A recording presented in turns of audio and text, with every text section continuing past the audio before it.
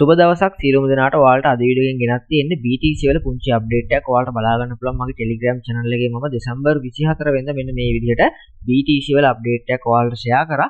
ඉතින් මේ අප්ඩේට් එක දෙද්දි BTC තිබ්බ සාමාන්‍යයෙන් 86000 87000 වගේ ප්‍රයිස් එක. ඉතින් මම මේ දීපු ටාගට් එක තමයි සාමාන්‍යයෙන් 98000 වගේ ප්‍රයිස් එකකට මේ මාකට් එක අප් වෙයි කියලා. ඉතින් ඔයාලට බලා ගන්න පුළුවන් මේ වෙද්දි මේ මාකට් එක අප් වෙලා ඔයාලට බලා ගන්න පුළුවන් මම තව අප්ඩේට්ස් කිහිපයක්ම දීලා තියෙනවා.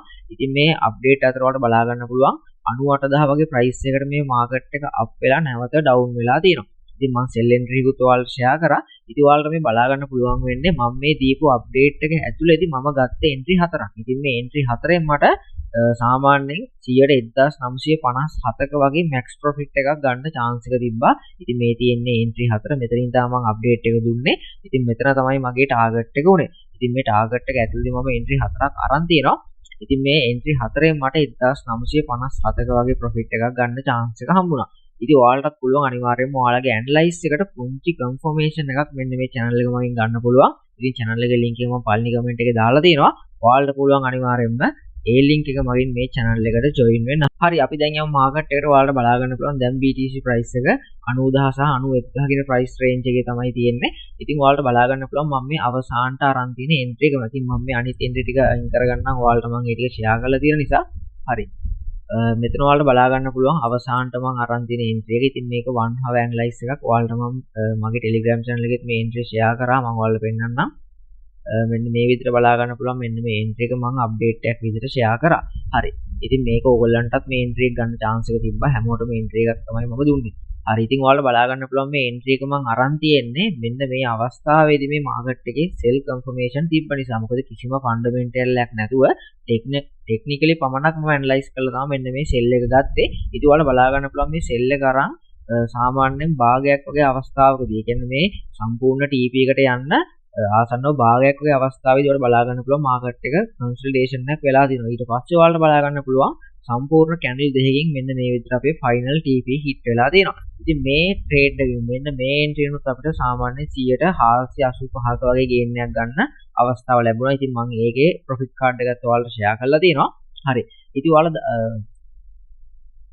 හරි. ඉතින් මෙන්න මේ විදිහට කැන්ඩල් දෙකකින් මෙන්න මේ මාකට් එක සෙල් වෙන්න හේතුව තමයි ජනවාරි 19 කියන්නේ ඊයේ දවසේදී ඩොනල්ඩ් ට්‍රම්ප් විසින් කරපු ප්‍රකාශයක්. ඉතින් එයා ප්‍රකාශයක් කරා යුරෝප් කන්ට්‍රි 8කට නැවත පාරක් තීරුබදු පනවනවා කියලා. ඉතින් ඔයාලා මේ නිවුස් එක ගැන දන්නේ නැත්නම් හරි මේක ගැන වැඩිදුර විස්තර දන්නේ නැත්නම් හරි අනිවාර්යයෙන්ම කමෙන්ට් එකක් දාන්න. මම ඔයාලට සයිට් වල link එක share කරන්නම් කොහොමද මේකේ විස්තර හොයාගන්නේ කියලා. ඉතින් මෙන්න මේ නිවුස් එක නිසා තමයි මෙන්න මේ විදිහට මාකට් එක සෙල් උනේ. ඉතින් මෙන්න මේ ටැරිෆ් එක ඒ කියන්නේ මේ තීරුබදු නිසා මාකට් ගොඩක් සෙල් වෙනවා. ඉතින් මෙන්න මේ අවස්ථාවේදී දැන් මාකට් එක තියෙන්නේ ඇත්තටම ඉන්ඩිසිෂන් තත්වයක. ඒ කියන්නේ කිසිම තීරණයක් ගන්න අමාරු ඉන්වෙස්ටර් කෙනෙක්ට මාකට් එක මොකක් වෙයිද කියලා. මොකද මේ තීරුබද්ද පනවනවා කියලා ප්‍රකාශ කරාට තාමත් මේක නීතිගත වෙලා නැහැ. ඉතින් මේක හදිස්සියේ නීතිගත වුණොත් එහෙම ඔයාලට බලා ගන්න පුළුවන් මගේ long term analysis එක.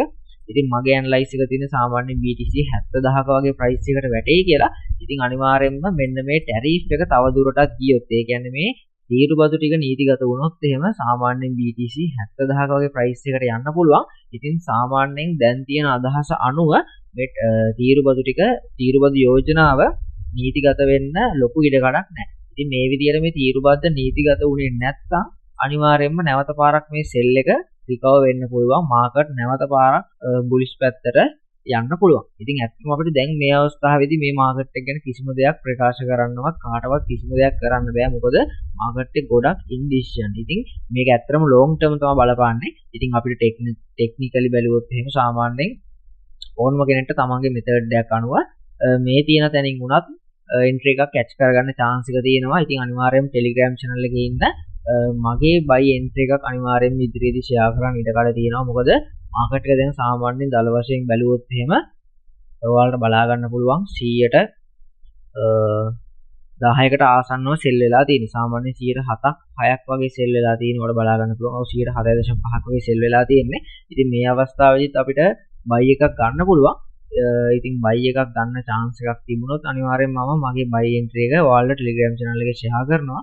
ඉතින් අනිවාර්යෙන්ම මතක තියාගන්න මෙන්න මේ තියෙන price එක. සාමාන්‍යයෙන් මෙන්න මේ 90222 කියන price එක BTC break කරොත් අපිට හිතන්න පුළුවන් සාමාන්‍යයෙන් මේ විදිහට මේ බුලිෂ් ඒ කියන්නේ බයි විදිහට තියෙන මාකට් ස්ට්‍රක්චර් එක බ්‍රේක් වුණා කියලා. ඉතින් ඒ විදිහට බ්‍රේක් වුණොත් එහෙම අපිට පුළුවන් නැවත පාරක් හොඳ ඩිස්කවුන්ට් ප්‍රයිස් එකකින් හොඳ සෙල් එන්ට්‍රියක් නැවත පාරක් කැච් කරගන්න chance එක තියෙනවා. ඉතින් අපි බලමු ඉදිරියට මොකක් වෙයිද කියලා. මොකද මේ තීරුබදු යෝජනාවත් එක්ක තමයි මේක ඉදිරියට මාකට් සෙල් වෙනවද නැත්නම් නැවත පාරක් රිකවරි වෙයිද කියලා අපිට තීරණය කරන්න පුළුවන් වෙන්නේ. ඉතින් අනිවාර්යයෙන්ම data එනකන් අපිට බලන් ඉන්න වෙනවා. ඉතින් විශේෂයෙන්ම කියන්න ඕන මම මේ ඔයාලට දුන්නේ සාමාන්‍යයෙන් මගේ ප්‍රෙඩික්ෂන් එකක් විතරයි. ඉතින් මගේ දැනට ප්‍රෙඩික්ෂන් එක තියෙන්නේ මෙන්න මේ වගේ ප්‍රෙඩික්ෂන් එකක්. ඉතින් මේ තීරුබදු දිගටම ගියොත් එහෙම BTC අනිවාර්යයෙන්ම 70000 වගේ ප්‍රයිස් එකකට වැටෙන්න පුළුවන්. ඉතින් තාමත් නීතිගත වෙලා නැති නිසා නිකන් හරි නීතිගත නොවුනොත් අනිවාර්යෙන් මාකට් බොහෝ දුරට වැටෙනවට වැඩිය නැවත පාරක් බුලිෂ් පැත්තට යන්න ලොකු ඉඩ කඩක් තියෙනවා.